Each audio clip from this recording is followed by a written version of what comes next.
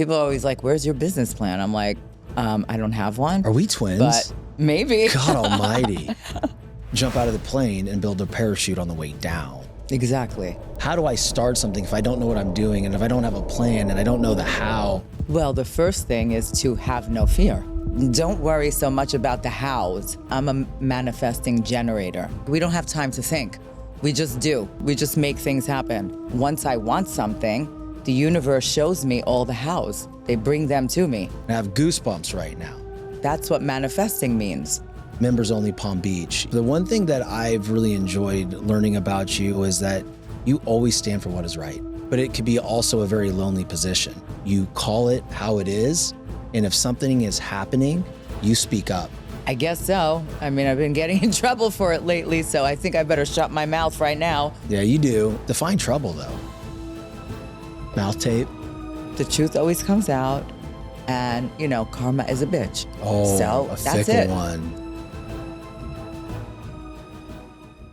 What's up, guys? We're back today. We have Taja Abitbol with us. She's a successful entrepreneur, businesswoman, an author, and standout star of the Netflix new series, Members Only Palm Beach. Welcome to the show. Thank you. Thank you for having me. Absolutely. It's so nice to have you. Matt and I have been talking about getting together with you for a little while now. So it's just a pleasure having you here in Naples in our studio and getting ready to have an amazing conversation.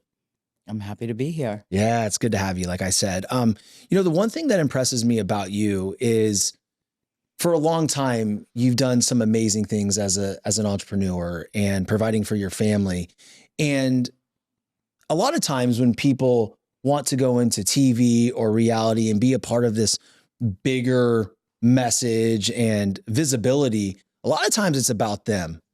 But it's been published that you wanted to do this for your family so you can take care of them. And I just think that's such an admirable mission. I'm the same way, so I picked up on that. Can you talk to us a little bit about your mindset and where that came from and why that is so important to you?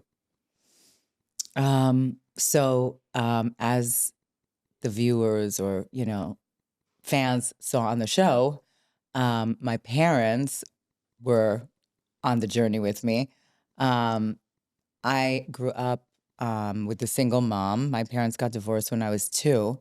And my mom was really young when she had me. Like, she's still young, So it was like she and I on our own, and we were kind of like sisters. So, like, I just always had I just always felt like I wanted to help her and, be like more of like a partner than a child to her. I don't know. It's just my personality, I guess, because it's not like she really needed my help because she's very independent and self-sufficient, but it's just something about myself that I like to take care of people. Yeah. And, I like to provide. So I've always, worked really hard since I'm very young and contributed to my household, I mean, now in my, once I became, like a mother and I, with my significant other, he is the provider. Like I am no longer the provider, but I still help my family and he helps my family too. So, This is a lot about your heart and your soul, and I really appreciate that. And I think I read somewhere that your grandparents had a heavy influence on you as you're growing up as well. Yeah. I mean, my mother worked a lot, she had a full-time job, and I would stay with my grandparents a lot in Palm Beach, because I didn't grow up in Palm Beach, but they were snowbirds. And yeah, I spent a lot of time with my grandparents, and they also were, business people, had a lot of businesses. So I guess all of that influenced me my whole life, like seeing my mother work very hard, seeing my grandparents run their businesses, because I used to go with them to collect checks from their, buildings. They were landlords and they were in real estate and stock market and, they owned hotels. And, so yes, I really got influenced by them. It's awesome because I picked up on that because when I was little, my mom and dad got divorced when I was 2 as well. Wow. Yes. So there's a massive alignment there and some synergy and just overall understanding of what that means. And in fact, my biological father, after that, I maybe saw him 2 or 3 times the rest of my life. Wow. I don't have any contact with him now.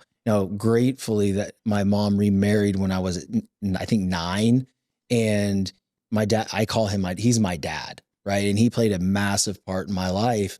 But I can really relate to that because early on when I was growing up, my mom always had to work because she was a single mother and was not around a lot during the day. So my days were spent with my grandma. And, when my grandfather would come home, he was a route driver for Laura Scudder's trucks, chips. So he would go and deliver all the chips to the stores and come home. And I would be over there a lot. And to the point where when I was little on the weekends, all I wanted to do was go spend the night at my grandma's house. And she passed away in 1997 from pancreatic cancer. Oh, no. And to this day, it crushes me. That must have been devastating. Yeah. It was hard. It was that time frame where I was going from high school to college, right? She died August 6th, 1997. So I was going into my freshman year of college, and I really couldn't imagine my life without my grandma. And today it's still so hard. And a lot of times I look back on it and I go, man, she's been gone longer than I had her with me.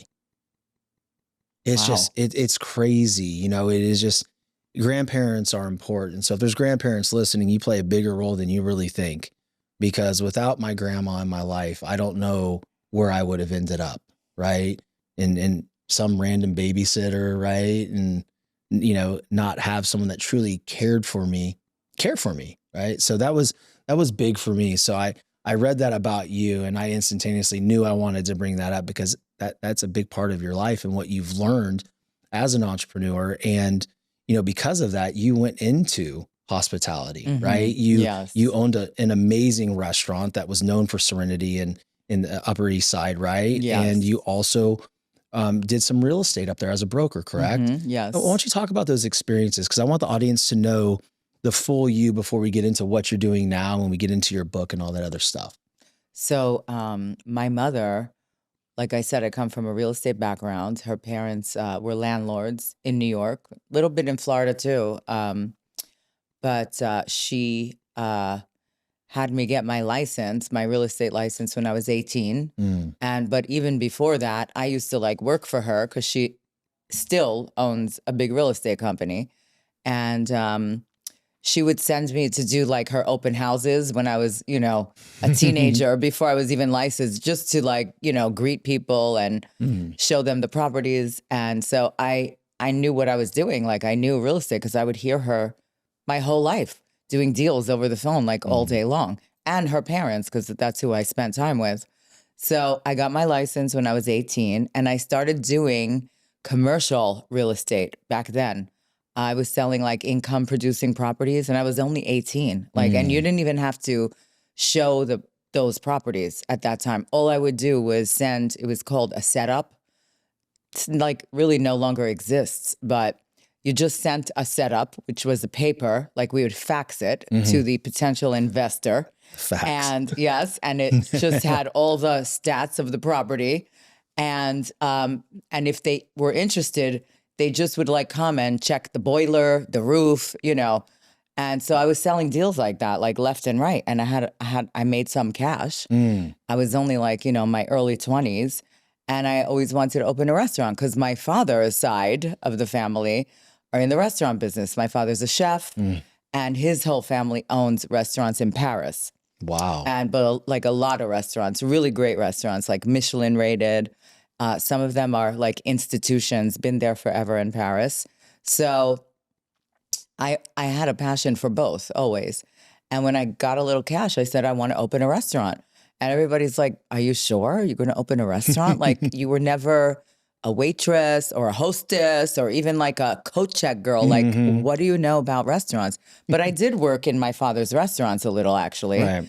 And in fact, in one of them, I had to run it a little because, his wife got sick and they were not around. So I kind of took it over. So I did have a little experience. But it is a tough business. But that's how I am in business. Right. I just do it. I don't do a business plan or get people are always where's your business plan? I'm I don't have one. Are we twins? But maybe. God almighty. Maybe. So I just jump into it, and then you learn as you go. And I thank goodness, I didn't fail. Yeah. I succeeded. And I opened my first restaurant in New York City. And then I later opened a couple more. I had one in Vegas in a hotel. And I always loved hotels because, like, who doesn't? Like, I always wanted to live in a hotel because who wouldn't want to live in a hotel? Like, you could get room service all the time. You can see people because I'm very social. I'm a people person. I love people. You know, you see new people every day walking in, checking out. You know, you have restaurants, like, you know, nightlife. There's always something to do because I need stimulation. So, like, I always was like, I'm going to live in a hotel one day. So, but my businesses are in hotels, and, you know, hopefully I'll start my own hotel brand soon. I don't know about hopefully. I have a feeling that you will. Yeah. Definitely. I can tell it's already set in your intention, and that's the biggest part of it. Yeah. I want to touch on something because you said something very important there that I want the audience to be able to go back to and really think about in their own lives of what they're trying to build, whether it's a business or a relationship or their body. You said you just jump in and figure it out. Yeah. I have this thing that I always like to say. Actually, I think I got it from my friend John Huffman. I want to credit him because it's not mine, but jump out of the plane and build a parachute on the way down. Yeah. And I think that's exactly what I did here. I didn't have a business plan. I just had this thought and this passion of what I wanted to do. And I started slow and I just kept coming. And then eventually it took off, right? But it can be a lonely road.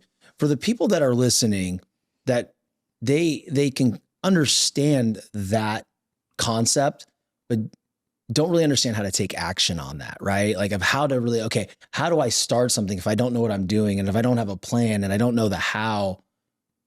Walk them through how they can get through those small fear-based ideologies that they have to push forward and just take action. Well, the first thing is to have no fear, because when I want something, like, I don't have any fear about it. I want it so bad that I don't have time to fear anything. So that's first of all, like, try to get rid of the fear. If that comes into your mind or your body somehow, just kick it out. Second of all is don't worry so much about the hows. You know, like, how am I going to get that? How am I going to make that? How am I going to get there? You know, like, when you book a flight to go to, you know, like from, let's say, New York to LA or something, you don't worry about how you're going to get there. You don't worry about, like, the route the pilot is going to take, you know. You just worry about where you want to go, the destination. So you just keep focusing on the destination, and the hows will figure themselves out. They will appear, you know, like when, I forgot who said it, maybe Marcus Aurelius, but when you say, like, you know, the path will appear, you know, you have to just believe that always, because I know my next moves, but I don't know exactly how I'm going to get there, because how could I know? If you're spiritual and you believe in the laws of the universe, then you know that, because in my experience, I know that once I want something, the universe shows me all the hows. They bring them to me. I love this. Hey guys, we're going to take a quick break and we're going to slide into our recovery segment brought to you by Therabody. What an amazing technology that Therabody has. And it was founded on a really cool story by Dr. Jason Wersland. It was founded on pain. He got into an accident and had this extreme pain in his arm and found that percussive therapy really helped. So he created the very first version of the Theragun with a Makita drill just to pilot and test to see if his pain could be relieved by percussive therapy overall. And surely it was. So now birth to the Theragun and now Therabody, who has a multitude of products to help you recover emotionally and physically. And some of the products even help with stress, meditation, and better sleep, and just overall better wellness. And when I had Dr. J on the show earlier in 2025, it really spoke to me because his platform was founded out of physical pain, and the Determined Society was founded out of emotional pain. And so it felt natural for us to partner up. So here we are, an official partnership with Therabody. And I want to talk to you about some of the products today that I've been enjoying that I think you need to understand and know more about so you could potentially implement them into your life. And I'm not going to get into a big deep dive of the actual science and everything like that. I'm just going to give you some anecdotal information based on the products that I'm using and that my wife is actually using too, that is helping us out a great deal at home. Because the great thing about these products, guys, is you can use them anywhere. You can use them in the gym. You can use them at home, in your bed, in your living room. Hell, you can even drive with the Theragun Pro Plus in your car and use it on your quads, use it on your arms, whatever that is. The first thing I want to talk about is the Theragun Pro Plus. I bring that in my gym bag every day to the gym. And when I'm warming up, I use it to warm up. I put it on my arms, whatever body part I'm using that day, I activate those muscles. And what I find is I'm able to move my body a lot quicker. And I'm a lot stronger on those days that I do actually bring it and utilize it. I just think it's a great way to understand your body and the connection between your strength and your muscles and being warm and being able to perform. Because it's one thing to go work out, but it's another thing to perform while you're doing it. And the Theragun Pro Plus helps me do that. Another thing that I really, truly enjoy is the Jet Boots Pro Plus. These things are wire-free. There's no hassle. There's no cords. There's infrared LED light. There's that compression therapy. And I've been having bad pains in my ankles, both of them actually, for about a year. And I don't understand where it's coming from. But when I started using the boots religiously after a leg day or after a cardio session, I throw those boots on and I find myself a lot looser afterwards. I find myself lighter. And then the next day, there's no pain in my lower extremity, like my feet. The other thing that I really enjoy is that product really helps me recover a lot quicker. And let's face it, that's the most important thing when we're trying to move our bodies or we're trying to succeed in life is we want quick recovery emotionally and physically. And these products help me do that. And they can help you do that as well. One of the other things that I really want to go into because it's helping my wife out a ton with headaches and being able to distract from the noise in her mind. And honestly, it helps me with that too, is the smart goggles. Whenever we feel a slight headache coming on or things are getting really heavy just in our minds, just thinking about all the stressors, all the things out there that we can't control, we throw the goggles on, get in a quiet place, and there's different cycles on there and different intensities of vibrations and massaging that you can either turn it up or turn it down.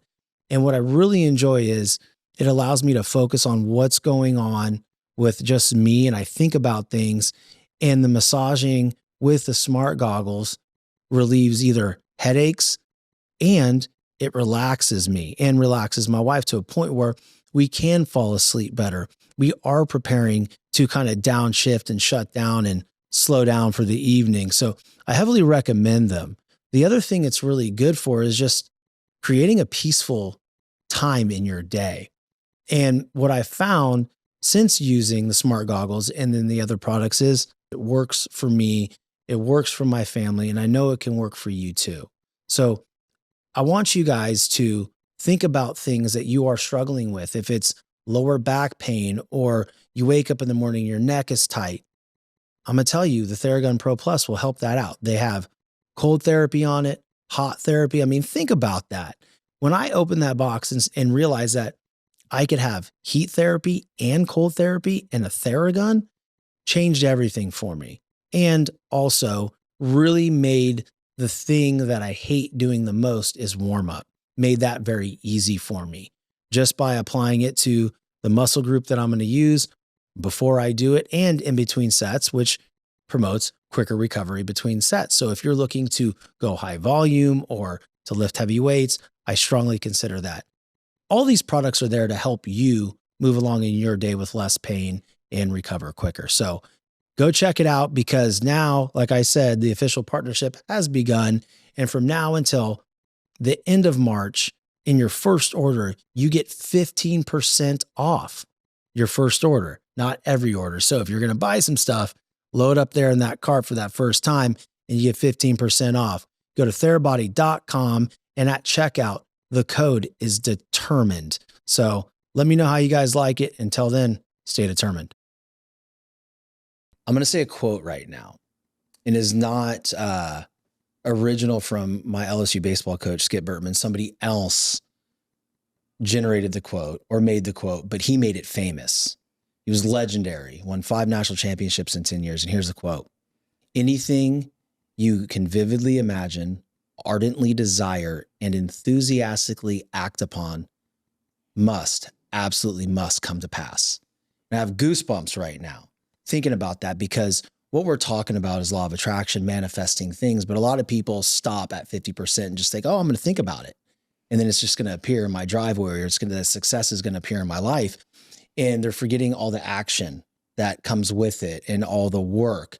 But most importantly, when you visualize something like you have in your life, I would imagine you just don't see it. You feel how it feels upon attainment. Exactly. I can give an example of the first restaurant I opened, and I was like my early 20s in New York City. You know, like New York City that's impressive. Yeah, like on the hottest block on Restaurant Row, and it's crazy because that's when I was, first really learning about what it means to manifest and the law of attraction. I was walking on this block where later my restaurant opened on, but I didn't know at the time that that's where I was going to open my restaurant. And there was a restaurant on that block that was really popular, but it was new. So like I didn't intentionally go there and do this. So like I was walking on this block, and I thought in my head like, wow, I would love to have a restaurant. This is a perfect place for me to open a restaurant. And then we went into a restaurant that was already on that block, but the rest of the block was, just like residential. And I just had the feeling like, wow, this is where my restaurant's going to be, and it's going to have like this type of vibe. And, I felt the emotions. And then years later, I opened a restaurant on that block with the same vibe of that restaurant, with the same workers even, because those the hostess was no longer working there. So she came to work for me. So like it all happened. Yeah. And then I later realized that, wait a minute, I manifested that. That's what manifesting means. It's a true gift. I've been like that for such a long time. My wife always says, you're such a visionary, right? You're a dreamer. You can dream things. You can see things. And, I had to implement a ton of other skills in order for those things to actually come true that she helped me with. So I credit a lot of what's going on here to her, because she's been the biggest supporter. Well, it's so important to have a supportive life partner like that, incredible, can help you, make your visions become a reality. Yeah. But I've always been one of those people that see something so big, and if it doesn't scare me a little bit, I won't do it, because I want there to be some skin in the game. I want there to be some risk. And what's going on right now, I saw 2-3 years ago. Right. And I continue to put things, and I talk to Matt about all the time, and everybody that's involved in my company and all the support that I have, and even, even production, this is where we're going. This is what's happening. And I only bring that out or communicate it if I've already gone through the whole process and seeing it and feeling it. And I just think the feeling part, people a lot of times say you shouldn't chase feelings. You should go on, what makes sense. And I don't believe in that whatsoever. I don't even know how, I don't even know what that means. Yeah, me too. What sign are you? Do you know your human design? Because my human design, I'm a manifesting generator. Oh. It's a real thing. Like there are manifestors, manifesting generators. There are, wow. It's a human design thing. How do I figure that out? I'll help you do that. Yeah, but you probably are a manifesting generator. Yeah, the only thing I know I'm also into astrology and into all of this stuff. I'm a Scorpio. Oh, okay. Well, that makes sense because you're ruled by Mars, like myself. I'm an Aries. Okay. And I'm ruled by Mars, and that's the most fast-moving planet. And, so like we don't have time to think. We just do, Oh, wow. We just make things happen because we're ruled by Mars. We're both ruled by Mars. Yes. And we can't even get there yet, but we might already be there. Maybe. My wife does say something. I think you're from Mars. I'm like, well, you might be right now. Now I know. Now You I are. know. That's pretty cool. Yeah. I didn't know that about myself. Yeah. Yeah. I think that, when you look at and you talk about Mars being the fastest moving planet, I move very fast. Yes. And a lot of times I'm being told, hey, slow down a little bit. And it's usually by a Virgo. My wife's a Virgo. Okay. My significant other is a Earth sign too. He's Capricorn. Yeah. My youngest daughter's a Capricorn. She's Okay. January 5th. He's January 2nd. I No love way. Capricorns. Yeah. They're great. So yeah, he keeps me a little grounded. I don't know. I might be even more crazy and like fiery if, it wasn't for him. But yeah, like we're total opposites. So, yeah. And that's what works too. It's like, it's nice to have that other piece for the grounding part of it. And I mean, balance, I guess you would say. I don't know how much I believe in that word, but for her to balance me out and get more strategy, it was really the main component. Okay. Yeah. I'm still not that great at that, but I don't need to be because I'm a manifesting generator. Like, he always tells me, write down lists, organize, I can't. That it's scares not me. within That me. freaks me out. Me too. It gives me anxiety. I'm like, I can't, I don't want to write a list. I don't. No. Yeah, no, I feel it and I go. Like, Me this too. is where we're going. Right. Everybody's different. Yeah, I'm probably going to bounce off the walls before I get there, and take a couple wrong turns and break down. But eventually I'll get back on the road and I'll get there. Exactly. Right. Because I know what it looks like. I know the end game. Right. Exactly. I called it 2 years ago. That's interesting though. That's pretty cool. I didn't know that about you. So dynamic. Love it. When going through life, I always find that there's a certain amount of adversity that a person must go through to make them stronger, to put them on the path to success. So that way, when they finally achieve that success, they know how to handle it, right? I think rejection is a big part of my life, and it always has been. Prior to Members Only Palm Beach, you tried out for Housewives of New York, right? Twice. Oh, no, more than four that. times. Yeah, like four times. I think I've gotten calls from casting directors and production companies, every season from a different city, Yeah. Like I've gotten calls from many different cities. I'm like, but I don't live there. Like, I don't live in New Jersey. Well, would you move? I'm like, no. So, No, I'm good. I've gotten calls from, but like there's production companies, there's casting directors. It's not the network that, call. It's like you get calls from people trying to, do a new cast or, produce a new season. I don't know exactly how it works, but yes, I've gotten calls a lot. And I did interview many times. I never got cast on, obviously, any of the Housewives show. But I don't know why. But I don't know either. They probably regret it now. But I guess I was meant to be on Netflix. Who knows? Yeah. I mean, it's a different type of network. It's streaming. It's a huge, much bigger platform. And, I guess that wasn't meant to be. That's what I mean. Like, I always trust the process. Yeah. That's the thing is like when you trust the process, then things come to you faster, Yeah. And I think that too, the way it happened, with Members Only Palm Beach, you have had ties to Palm Beach since you were a child. Yes. So to me, it's fitting. What's that experience been like for you? Well, I've been living here for a while now in Florida. I'm from New York but been coming here my whole life. And I've always loved the tropical weather and the palm trees and the ocean. And, sometimes I feel that it's easier to manifest in this environment. I think so like too. in New York when everything is gray and it gets dark early. And I love New York. Don't get me wrong. Like it's all action. Like, you need both. I need both. I can never give up New York. But I feel sometimes it's a really magical way to manifest when you're in the palm trees, the weather, the ocean. It's just like, I wake up so happy when I see the sunshine and the ocean. It's like, it's good for manifesting. Yeah, I agree with that. And the experience it's been great so far. It really has been great. It's very exciting. Who knows what's to come? Only the universe knows if we're going to have a second season at this point or, I would assume, right, based on who knows? I don't assume anything anymore, I think because of the splash that it's created, that there would be a season 2. We hope so. Let's hope. We hope so. Yeah. Let's hope. The one thing that I've really enjoyed learning about you and things that I've read and some of the clips from the show is that you always stand for what is right. That is a very hard thing to do. I myself do the same thing, and so does my wife. We're always about what's right and what's just. And if it's not right, we don't do it. And if it's not right, we call it out. But it could be also a very lonely position, right? Because the world is conditioned to kind of sweep things under the rug and just be a part of the pack. And whatever the pack is doing, they do. But you stand out.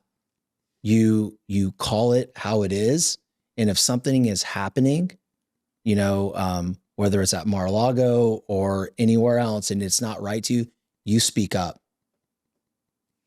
I guess so. I mean, I've been getting in trouble for it lately, so I think I better shut my mouth right now. But yeah, I guess I do. I mean, listen, I'm from New York, so like you have to speak up when you're from New York. Yeah, you do. Define trouble though. They, just like mouth tape.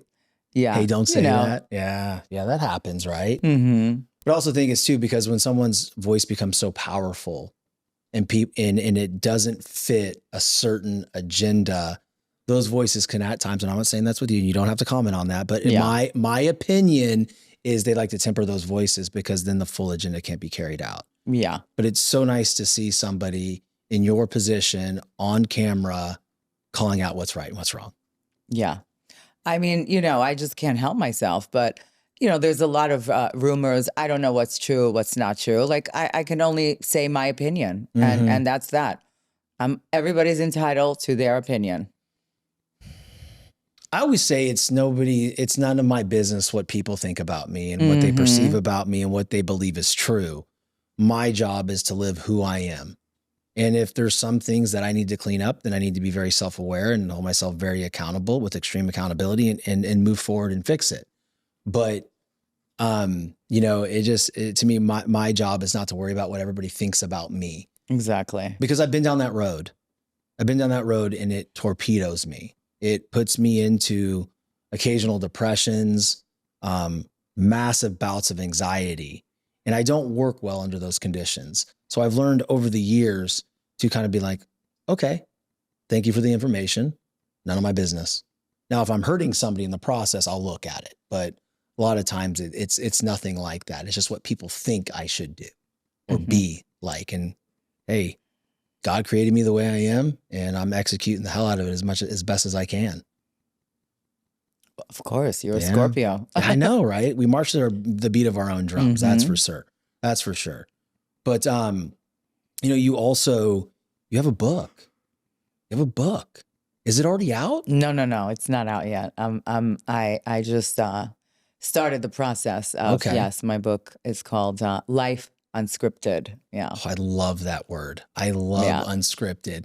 That's really cool. So are you able to give any teasers about, what Life is Unscripted is going to be about, or? It's just the real story of, just for, to get to know me better and, the real truths about certain things in my life and my businesses, my past, my personal, my family, It's like not really a memoir, but like a personal story to get to know me better. I love that. It's cathartic, right? Like when I wrote my book, it's coming out in 2027 as well. It's called Blood Type Determined: How to Implement Determination Blueprint into Your Life to Achieve What You Want to Achieve. And when I wrote the book, it was so healing in so many ways because some of the chapters I talk about things that I've never talked about in public. I talk about my divorce from my first wife. I talk about my ex-girlfriend who I was best friends with dying of the same cancer my grandma died of, pancreatic cancer, right?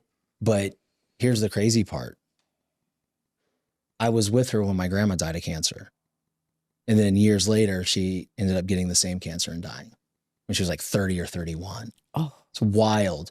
So I talk about those things in the book, and it healed me massively to talk about it and to get it out. And like, I'm not holding that anymore. And so, as you go through and write this book, you're going to come across things that you get out And that's just going to feel so freeing for you. Mm-hmm. I love that. I love that. When's it coming out? Probably this time next year, maybe a little sooner. That's cool. That's really cool. I like when people write books about their life, you know, and it accounts for everything because it gives somebody the blueprint to move forward in their life. Have you thought about how this book is going to help other people? Well, mine is the pink print. What do you? Instead of the blueprints, a pink print. I love it. I love it. How it would help? Yeah, it would. It's just, you know, aspirational, inspirational, to never give up and to stay true to yourself. I love that. You know, never giving up. It's something that, you know, people talk about a lot. Like, I'm never going to give up. But a lot of times people do give up right before it hits. Like, have you ever had any, I mean, because listen, I'm very resilient, but there's times where in my life where I've sat there, I'm like, yeah, I don't know if this is for me. Like, I should probably back off. But then once I say that in my mind and I go, wait, what? I'm not going to back off. I'm going to go harder. I'm going to put my face in this. Like, have there been any times in your life through, you know, your restaurants, your commercial real estate and doing what you're doing now, have you ever felt like, I don't know if this is for me, and how'd you deal with that? Oh my goodness, so many times. Like, that's just how life is. You know, it's up and down and you go, especially being an entrepreneur. I mean, you have to be a little crazy to be an entrepreneur. You have to be, you know, very resilient, you know, delusional sometimes, you know. It takes certain personality type, especially in, you know, New York or the types of businesses that I was in, highly competitive, and, you know, and I made it big in all of them. So, and, you know, restaurant, real estate, etc. Of course, it's just that every time you know, get back up again from something that takes you down, because, you know, it happens all the time, you just become stronger each time. And that's just how life works. You know, you just get more life experience, more, you know, resilience under your belt. And that's just how it is. You just keep on going. And each time you have to keep on going, you become stronger and stronger, so that the next time you have to pick yourself back up again, it becomes easier. If I had $100,000 for every time someone called me delusional, I would be on my own island somewhere, right? I truly do believe having some degree of delusion is important, because this is hard. I don't care what you're building. I don't care if you're building a t-shirt print shop. I don't care if you're, you know, building a show or whatever it is, a construction business. I don't care. You have to be willing to fail a little bit, because that word failure is so important in a journey. And a lot of times people look at failure like, I just don't want to fail. It's embarrassing. Well, failure is part of it. It builds resistance. And that's what you are going through and talking about right now is, as you fall down, you learn, right? You learn how to move forward, and you might have better strategy moving forward thereafter. But the failure is just, to me, I seek it in everything I do. Like, how can I fail as quickly as possible so I can learn and I can grow and become callous to that certain mistake, so that way I don't have to deal with that one again. Well, that's interesting. I definitely don't seek failure, but you know, I've learned from it, you know, and since you say you were an athlete, like, athletes are the best at that, because like if they lose a game, like, they just move forward so quickly that they don't have time to think about their failure. They just move forward so quickly. Like, you don't look back. Right. You just keep moving forward. Yeah. That's what can we really improve? key. That's really key. Is just to keep moving forward. And I want to clarify. I don't seek out the big failures, right? I want to push so hard that if there's a micro failure, then I know how to correct, right? I know how to course correct from there on, right? So I'm like, hey, I want to go as hard as I can to see if this podcast fails. Like, no, I want to hit that pain point as quickly as possible, I guess is what I'm saying. It's like, I hit a pain point, like, okay, how do I get through this? Like, what's the way through it? And then that way I'm building and I can help other people get through those same sticking points. And I found that I get a lot of messages about that. How did you move through this?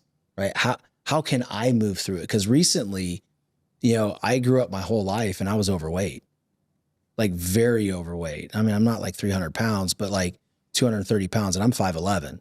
Right. And I started thinking like everything that I have in my life right now, or I don't have, is because of this one thing that I'm struggling with. And I have to go through this transformation because I want to be healthy. I want to be around for my wife and my kids for a very long time. But I also want to display this type of determination and discipline that everybody else can see. So that way it inspires them. And I tell you what, every day I get multiple DMs like, how do I get out of my own way? And I go, you have to identify that one thing that you think about constantly. That's what you attack. And it may be unrelated to business. It may be unrelated to anything that you're doing. But it's funny how if you take care of that one aspect, everything else falls into place because you're vibrating on a higher frequency. Is there anything in your life that you thought of like constantly, like, you know what, I should probably work on this? And then once you did, everything else just kind of fall into place? Yeah, I mean, it's like you said before, like you can't waste time thinking about things that don't matter. Mm-hmm. So, that's something that we all get better at as we, experience more in life, but definitely things that don't matter, to not even think about them, like what people think of you or what, somebody's saying about you or what, like just like things that don't matter, just don't think about them. That's it. I mean, that's the one thing that could help you get to where you're going faster, like to not think about things that don't matter. That like is more gossip. And, yes. Because a lot of, I get caught up in that sometimes with, especially cast members and, like there's a lot of that there's going a lot around. Of that drama. Yeah. There's a lot of that drama. Yeah. And it's just like, move past that. I don't like, I mean, it's something that is, like funny for a show, entertaining and all of that. But like in real life, that really doesn't, interest me to think about what he said, she said, he said that she was wearing, he was doing it. She wasn't there. She wasn't invited. Like, I don't care. Yeah. I don't care. I don't care. You're like, look, that's more powerful than you think though, right? If it doesn't matter, don't fret. And I always say this, and I learned this in sports, control the controllables. That's what it is. If you don't have control over it, then don't think about it. So that's something that I have been working on with the help of David, because like, that's like, a true champion's mindset. And he's a true champion. So I learn a lot from him. 5 times over. 5 times over. So, that's how you got to think like a champion. You do. And it's so funny because when you allow when you allow yourself to clear your space like that, you can focus on what does matter.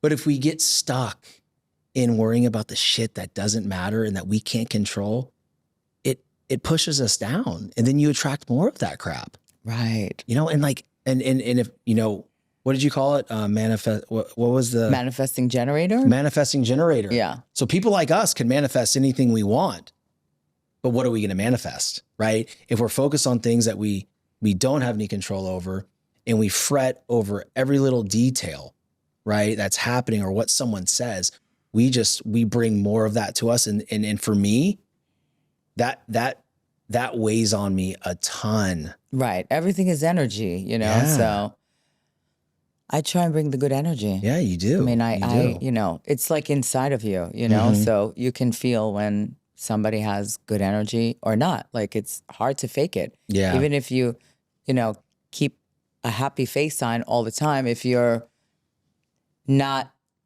vibrating on the same inside, it's obvious. What you say and what you're giving out is two completely different things. And I've been on the other side of that as well.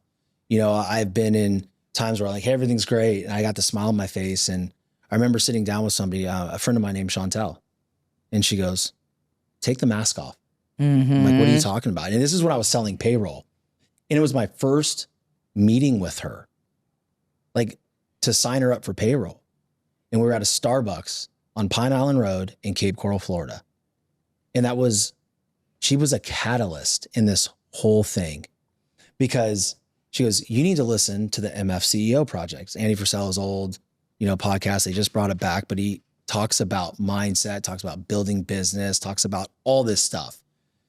And it wasn't until that point that I realized that I'm faking this.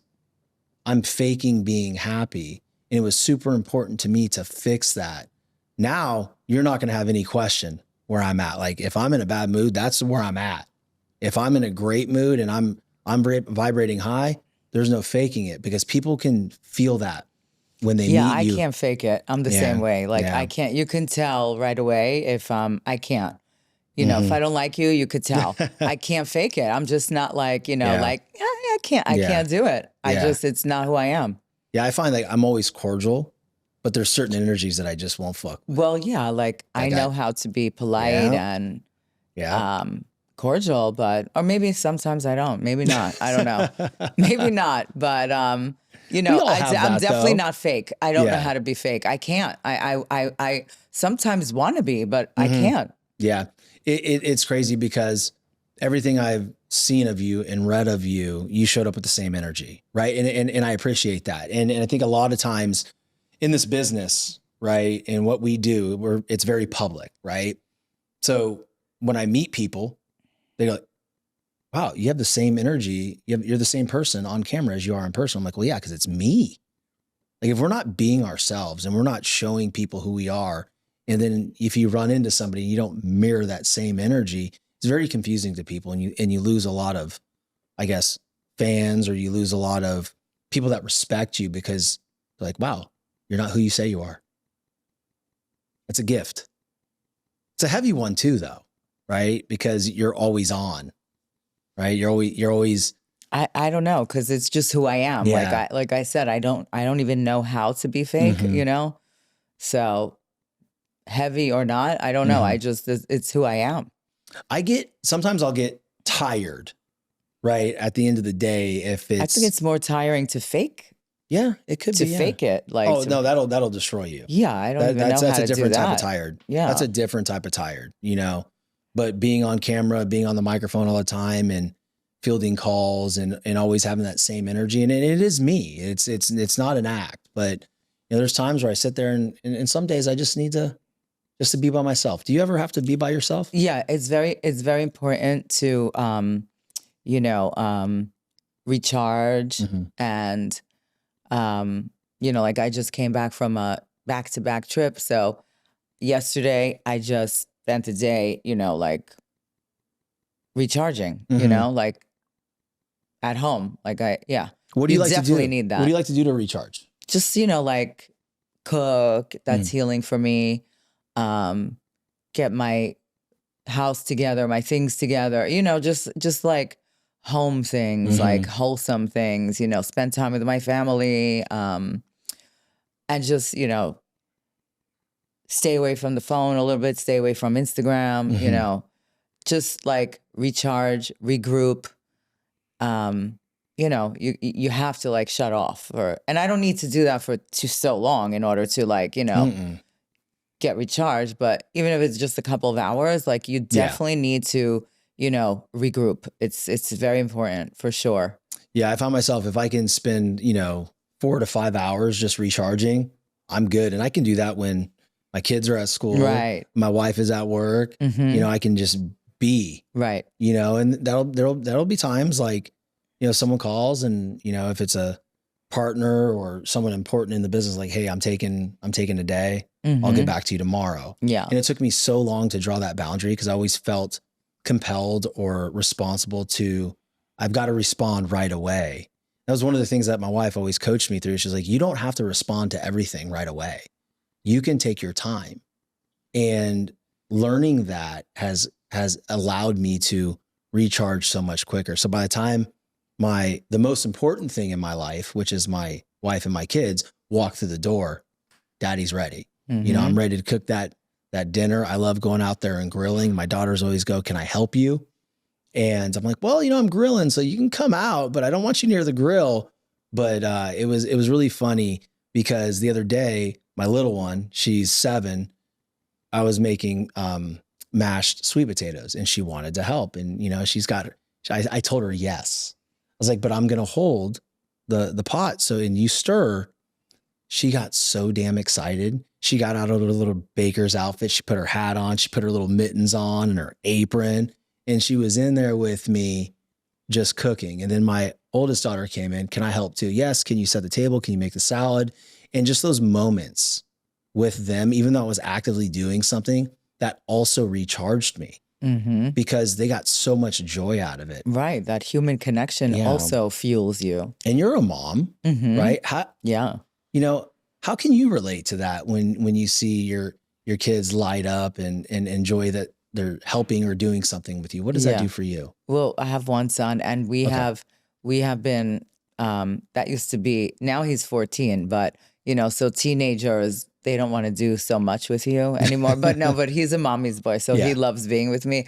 But when he was younger, we used to do that all the time. Like he knows how to cook because he could make a whole meal if I asked him to, because he, was in the kitchen. I love to cook. Of course, I was in the restaurant business. My father's a chef, so cooking is a big part of our life. But he knows how to cook a whole meal. Like he can make you a full dinner. That's awesome. He could make your whole family a full dinner in no time. At 14, I was just playing baseball. I didn't even know how to turn on the washing machine. Yeah, no, he knows how to do everything. I'm not saying he does it like we do, but like he knows how to do it. Yeah, he knows how to, do laundry, clean his room, make his bed, cook dinner, all of it. Something that we used to connect, together doing at home is like cooking meals together because he loved it. That's so awesome. Those are skills that when he's older and a woman comes into their life, they're going to know that he's going to be able to handle shit. Exactly. They'll appreciate that. His friends know, like all his friends he has a lot of friends who are females and and he takes care of them. Like he's the gentleman around. He'll make them food. He make the other day he made like ramen, but like a homemade ramen, You, my friend, if you're watching, you're a gem because I remember driving around, I parked my car in a parking spot a long time ago. And that's when Melissa was still alive. And she goes, I worry about you when you go to college. It's like, why? She goes, because you can't take care of yourself. And I said, I'll figure it out. And now I'm very domesticated. I'm very self-sufficient. I cook, I clean, I contribute. It's easy for me, but learning that at an early age is so important. And my son's 12. So I'm approaching the teenage years very quickly. And I'm great with teenagers. I used to coach. But how has that been, having a teenager and navigating those things? Because the worries change, I think, right? As they get older and they're doing more things, they're out of the house. How has that been for you guys? Yeah, like it changes really quick, like overnight, literally the minute they turn from 12 to 13, the minute they become a teenager, things change. They just, want their independence more. So, you have to give it to them. And and that's, a healthy thing. But luckily, like he's, he is a mommy's boy. He always will be. And that's another healthy thing, that he loves his mom. Yep. And we do love to be together. We love spending time together. Like we love traveling together. We love, our activities together. Like we love going ice skating or to restaurants, trying different restaurants or being with his friends. Like his friends love me. So we're, that's so awesome. That's good. So thank goodness. Cause that I'm not like that cringe for them that they don't want to be with me. Cause that's what happens when they become teenagers. It's like, everything is like, that's so cringe. Like they don't want to take pictures with you anymore. Like we're together a lot, but like my followers on Instagram, like they're like, where's Sam? Where's your son? Because he doesn't want to take pictures with me anymore. Yeah. And he used to not mind that, he used to like that. But now he's like, do not post that. Don't put that up. It's like everything is cringe. He doesn't want to be public. He doesn't want thank God. No, just not with me, but you know, like I said, thank God I'm not that cringe because I still get to be around them. Like, you know, they they think they say I'm a baddie. So, Oh, a you know, so baddie. yeah. Yeah. It was, that's funny. Yeah. No, listen to this. So my wife, up until this this semester that just started, she was teaching upper school Spanish, right? So high school, she was in prep school. And one day she came home and said, "What does baddie mean?" I'm like, "It depends. Like, who's calling you that?" She goes, "Well, you know, some of the girls and some of the boys call me a baddie." I'm like, "Ooh," I go, that means that means something." And she goes, "They don't look at me like that." I'm like, "No, but I mean, you are a baddie. You know, you're cool. Like, it can mean so many different things, but that word, man, it's so funny because it mortified her, right? She's like, "Oh no, what's it mean?" It's like, I'm like their mom. I'm like their school mom. I'm like, well, you know, boys will be boys, babe. Boys will be boys. You mentioned going on trips. What's the favorite trip you've taken with your son? I don't have just one favorite, but you know, like all of them are the best. Each place we, you know, venture to is a new experience. But so I love going to new places and seeing it through his eyes, you know, with him. So every place we go to is you guys travel out of the country and do all that? That's cool. We love to travel. So yeah. What's been your favorite trip for you so far? Like just I don't know. the area. I don't have a favorite. No. Oh, mine was Ecuador. Everywhere I like every time I go somewhere, I'm like, oh my God, this is so amazing. I think this is my favorite trip. Then the next trip I go to, I say, no, this is amazing. This is my favorite. So it's not, it's not just one, like every new experience and, you know. That's cool. Yeah. It's like, cool. I don't know. I can't compare. Like every place is different and we just love traveling and experiencing new places, cultures, people, you know. We went to my wife's home country in July. Where's that? Ecuador. Oh, okay. She's from Quito, Ecuador. And we had never been. And, you know, because sometimes it's not safe there, right? But it was a period of time where everything was calm. It was chill. So we went. I didn't want to come home. Wow.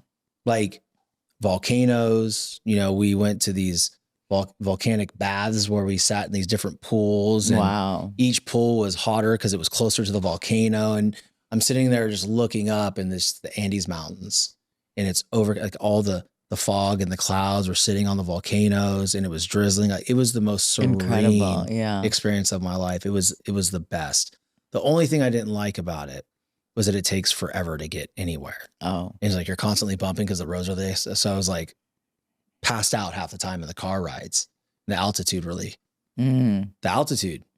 like I couldn't sleep while I was there. Wow. I would sleep in 2 hour spurts and then I was up, and then I would fall back asleep and then I was up. So, but I've never been there, so I can't say, but yeah, it's very beautiful. Yeah. It's very beautiful. I want to go back soon. One of the craziest things is when you're landing, you're coming into the Andes Mountains. It's the most terrifying thing. I'm like, what the hell's going on? Is this guy good? Like, you think we're good? Like, is this normal? She goes, yeah, I hear all the time, this is normal. I'm like, man, like these mountains are massive. I mean, they're huge. It's beautiful. It's beautiful. Didn't go to the rainforest though. She wouldn't go. She had a tarantula or a massive spider like fall on her when she was a kid. Oh, wow. And she was like, I'm not traumatized. I'm not going back to the Amazon. Oh, she was like, I am not going there, but we want to do the Galapagos, I think, this summer because we didn't go there. So that would be a fun trip. Nice. Yeah. Yeah. So what's coming for you? You know, like, you know, I know that we don't know if a season 2 is coming, but what are you looking forward to most? You know, everything. I look forward to everything.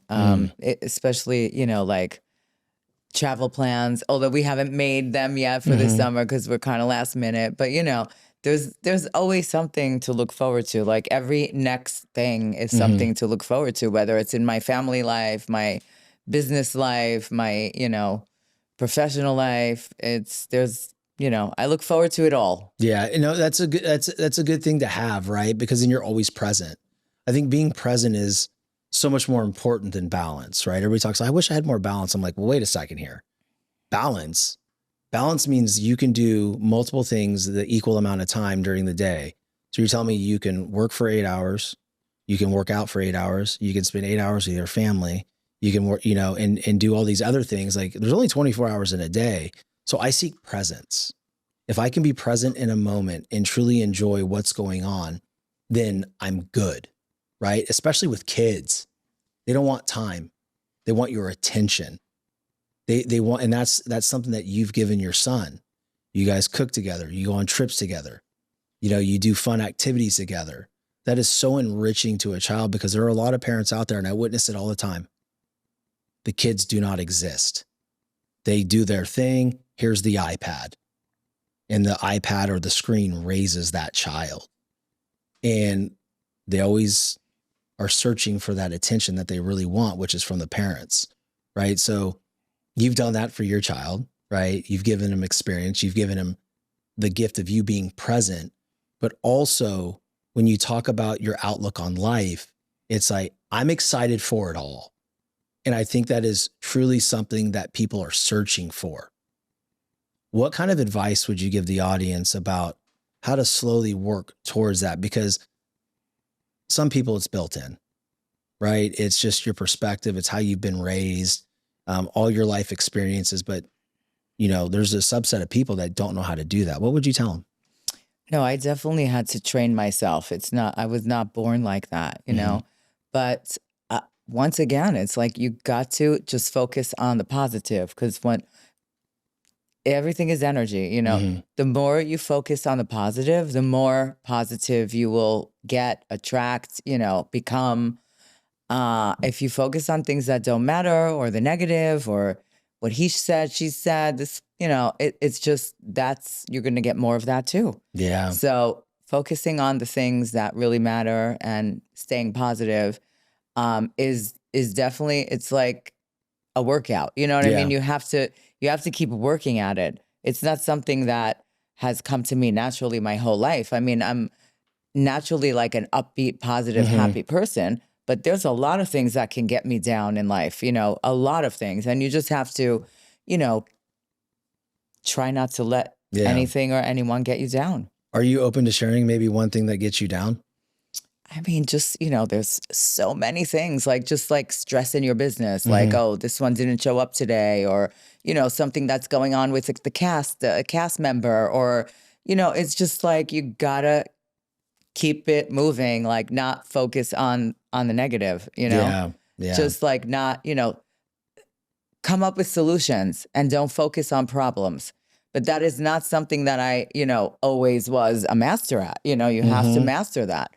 But it's important to master that in life. And, I agree completely. And just like stay real, like, because the truth always comes out, and, karma is a bitch. Oh, so a that's fickle it. one. So, Yeah, she is. like like if you're gonna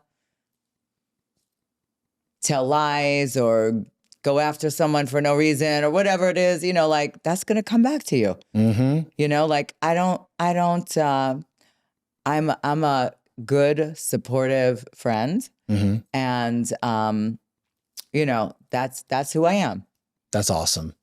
I always say, what you do in the dark always comes to light. Right. It will come out. It will come out, and it'll burn you. So you better be living right. I always believe in keeping my side of the street clean, and there's always things that I can clean up, right? But I try to live my life full of integrity and to be truthful and to be honest, so that way I never have to have those types of hard conversations, because those are bad conversations to have if you've been dishonest and it comes out.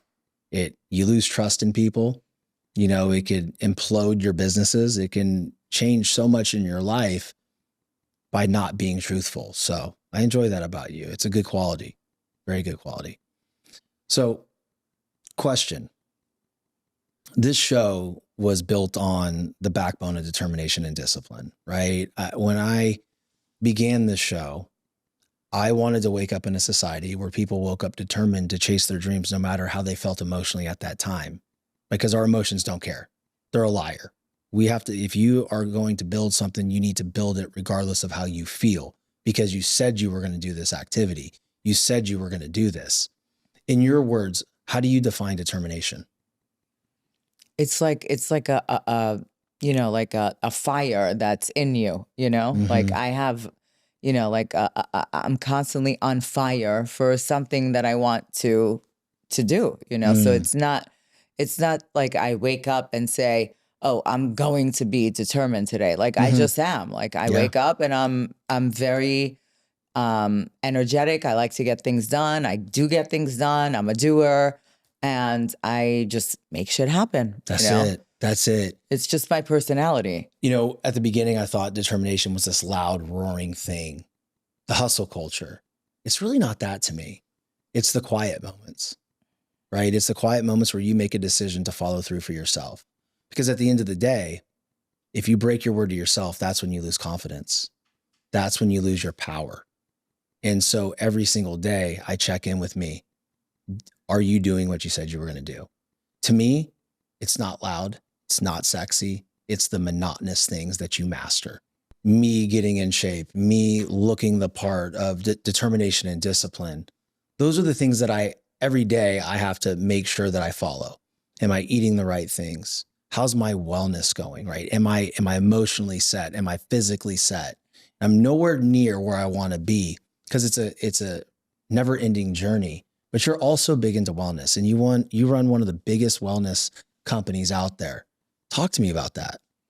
Yeah, I've always been into wellness and longevity because I think it started when I was, you know, very young. It's just like, you know, growing up in New York and, you know, like the hard lifestyle, I would need to kind of like recover to get my energy back. You know what I mean? Like I would have to do, you know, like sauna and like I started sauna, cold plunging, red light, all of that, like before anybody knew what it was. Like IV therapy, like, you know, I don't even remember how old I was when I started doing this, but like very young.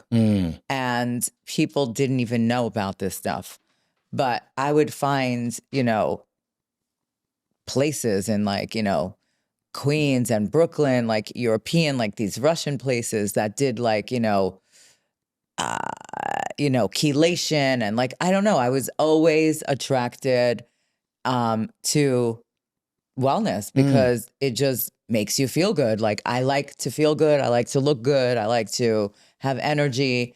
And, you know, especially in the winter, maybe I needed more help or, you know, being in the restaurant business and, you know, you work all night and you have a busy night and you're, you know, running around all night long until 4 or 5 o'clock in the morning. And then I had to be back at work at 12 noon, you know, so I would go into the sauna for 2 hours, get IVs, and then go back to work and I would be great. And people would always be like, how are you like still here at 5 in the morning counting your money at the end of the night? And like, you know, so I started my wellness journey long, long, long ago. Right. And then when I moved to Florida, I couldn't really find, you know, good places that I trusted to get all these therapies that I need to get. So I said, well, I'm just going to open my own place. And that's what I did. What's it called? And What's your business called? Taja Drip. Taja Drip. Yes. And Very Taja cool. RX because my product lines are Taja RX and my actual brick and mortar is located in the Faina Hotel, which is a 5-star hotel. And I, you know, pioneered this wellness and longevity, you know, business within the 5-star luxury hotel space because it's also ideal for travelers. You know, like if I want to, when I travel, the first thing I want is to get an IV, lymphatic drainage, red light, oxygen. And then like you don't jet lag. I never get jet lag because I get all of these things. And I never, you know, I travel with people and they're like, I can't move. I need 2 days to recover. And I'm like, oh my God, you're wasting my time here. Like, you know, you need to like get up. So like, I don't get jet lagged. I don't, you know, like I really know that these treatments work.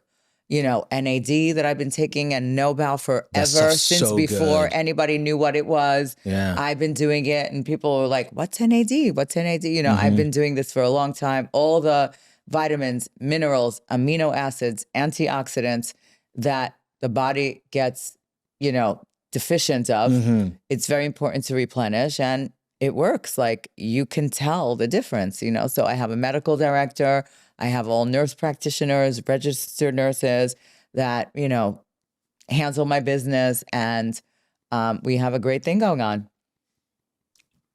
What I love about this is you'll have to come visit. I'm in. Yeah. I'm in. Matt's taking me. Mm-hmm. You use these things as you were, you know, 20 years old and into your entrepreneurial journey to help you, you know, keep moving at the pace that you needed to. And then years later, you took that recipe and then you made something out of it. And I always say those things always work because you have the experience level. You know what it does. You've tested it on yourself for many, many years. That is the long game. And that is one of the biggest reasons why it's super successful and in a 5-star hotel, right? Like, people have to realize that tapping into who they were before and what helped them, that's usually the gift that they can go and give to other people. And that's exactly what you're doing. That's pretty darn cool. That's really cool. And I started it, you know, way before it was popular. Like I said, like, nobody knew what NAD was. Now it's when called I started biohacking. It. Right? Exactly. Yeah. I'm a biohacker. Yeah. I am a biohacker, but it didn't, you know, I started it before before it had a term, you know, before there was a name for it, I started it. So, like, I didn't ride the wave, like, I started the wave, you know? Yeah. I heard, I don't know, do you know who Tito Ortiz is? He was a UFC fighter, you know, world champion. I have a lot of them as clients. Right. Yeah. So he was at this conference and he was asked to speak at this biohacking conference. He's like, biohacking, like, what's that? Right? Like, he's been doing it for so long in his training to recover. Well, that's so what I say like all the time. Like, the original biohackers are athletes, of course. And since I've been around a lot of athletes my whole life, like, you know, they're the original biohackers. Well, they have to feel good. They have to perform, right? Being able to play the sport or, you know, be active in the sport isn't the goal. It's the performance. And if you don't recover, and if you're not putting good things in your body, then you can't have that level of performance. I don't care what you do, whether you're an athlete or an entrepreneur or a teacher, you need to be optimized. Right. And there's so many people walking around right now, Taja. I'm tired. I don't have time to get in the gym. I can't get in the gym because by the time I get home, I am done. Like, your company and your services help people with that, because you're giving them the nutrients and the minerals that they need and the recovery that they need. I mean, absolutely. I mean, you can ask anyone I know you, like, anyone that knows me, like, do I ever get sick? No. I mean, knock on wood, like, knock on wood, like, knock on wood. Like, I never, like, you know, like, am I ever, like, not functioning at my best?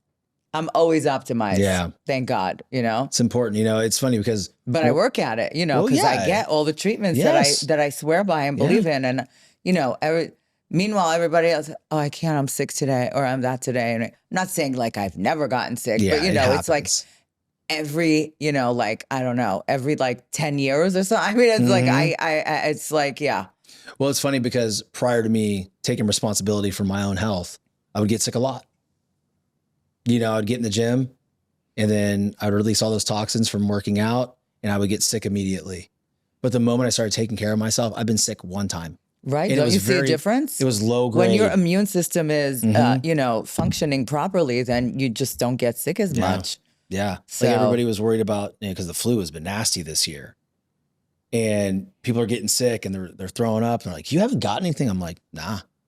I'm not, I don't even think about it. I know everybody's been sick, and I got, like, a little, you know, like, I had a little, like, maybe congestion, but I snapped it out. I right away went and got some NAD, IV, you know, some oxygen, red light, and boom, it was out of my system. Out of your system.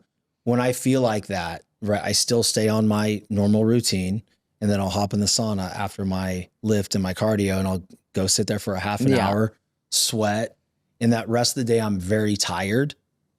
But the moment I go to sleep and wake up, I'm fine. And I can feel things come on. I'm like, okay, like, I'm going to get through this. This isn't going to get me. And I wake up the next day and I'm fine. Well, you probably need some more IV therapy, vitamins, mineral. You probably need more of that in your system. Yeah. Probably. Yeah. I mean, I do take vitamins, but the IV drips are so important. Yeah. There's so much more. It's, it's concentrated right into your bloodstream. Exactly. It's really hard to get like absorption from supplements, like actual pills, like, they might have good ingredients, but they don't absorb into your system, So like my formulas are liquid absorb much better than capsules. Well, I'll definitely come over. Definitely come over soon. It's on him. Will you get me over there? I'll definitely do it. Maybe we'll do some stuff there and promote it a little bit. It'd be really cool. But thank you so much for coming on and, giving the audience more substance of who you are and what you're up to. And can't wait for the pink print to come out. That's going to be really, really cool. Thank you so much again. I really enjoyed this. And for everybody watching, please go follow Taja on Instagram. The handle is, what's your handle again? Taja Lucky is my personal. Okay. And Taja Drip. And the reason why it's Taja Lucky, like, I didn't give myself that name, but everyone says whenever they hang out with me, like they get lucky. So I got that. That was like a nickname that I was named, Taja Lucky. Like my luck rubs off on them. Okay. So that's how that became my handle, Taja Lucky. That's really cool. And my business is Taja Drip and Taja RX. But if you go to my Taja Lucky page, you can see all my other outlets there. Well, I definitely follow you. I just couldn't remember the actual handle. Okay. And for all of you out there listening, I might get lucky tonight because I hung out with Taja today. So Jackie, you be ready. You be ready, baby. Daddy's coming home. Daddy's coming home. Please, guys, if you've enjoyed this episode, first and foremost, go check out Members Only Palm Beach. Watch Taja. Share the show with all your friends. And dive into... You got to binge watch it, though. You have to watch every episode because we need it. We need like the completion rate. So completion and it's rates. also hard to stop watching. So just like watch all 8 episodes. It goes by fast. Yes. Hey, dive into it, guys. Share this episode with someone you know, love, and trust. And go follow Taja. If you're over on the East Coast, go visit her and get some treatment. Complete the show, binge watch it. And until next time, guys, stay determined.